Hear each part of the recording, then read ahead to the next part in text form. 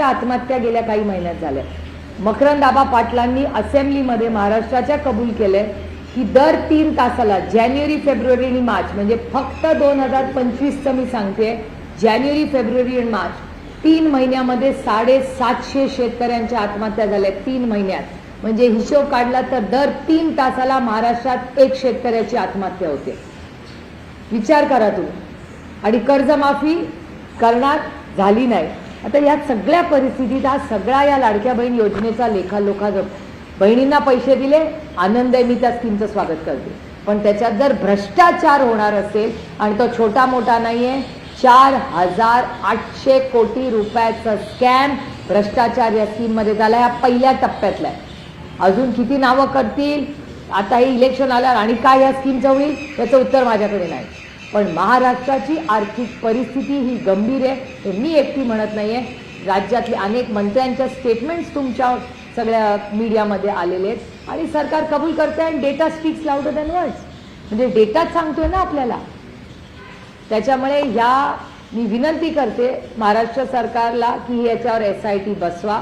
आणि मला प्रश्न पडतोय की ज्यांनी फॉर्म भरून कोणी घेतले आणि कसे घेतले आणि हे 26 लाख फॉर्म पहिल्या टप्प्यात रिजेक्ट कसे नाही झाले, मग कुठलं सॉफ्टवेअर होतं, कुठली स्कीम होती, स्कीमचा हे सॉफ्टवेअर वाचूनच घोटाळा आहे ना, हा काय छोटा मोठा घोटाळा नाही आहे। आणि हा घोटाळ्याचं उत्तर सरकारला द्यावं लागेल, हे पूर्ण सरकार त्याला जबाबदार आहे।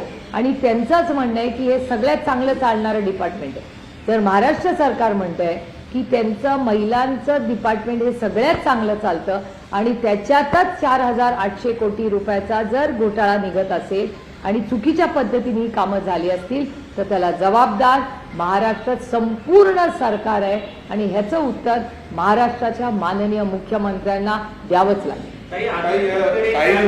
मंत्री होत्या केवायसी फॉर्म भरून घेण्यात आले, पुन्हा एकदा त्यांना त्याच खात्याचं मंत्री केलेलं आहे आणि त्याच खात्यामध्ये हा कथितरित्या मोठा घोटाळा आकडेवारीनुसार आपल्याला पाहायला मिळतोय।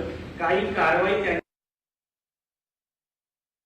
एक तर माझं म्हणणं आहे अदिती तटकरे या एक युवा नेत्या आहेत, त्यातून एक महिला आहे, त्याच्यामुळे मी अदिती तटकरेवर कधीही काहीही आरोप प्रत्यारोप करणार नाही। कारण का मला माहिती आहे सरकार कसं चालतं। आणि तुम्हाला आठवत असेल की हे सरकारची जेव्हा स्कीम अनाऊन्स झाली तेव्हा सगळ्यात पुढाकार कोण करत होतं, त्यातले मंत्री उपमुख्यमंत्री हे कार्यक्रम ड्राईव्ह करत होते। त्याच्यामुळे एक महिलेवर मी आरोप करणार नाही, मी त्या महिलेला त्याच्यासाठी जबाबदार ठरवणार नाही, तो सरकारचा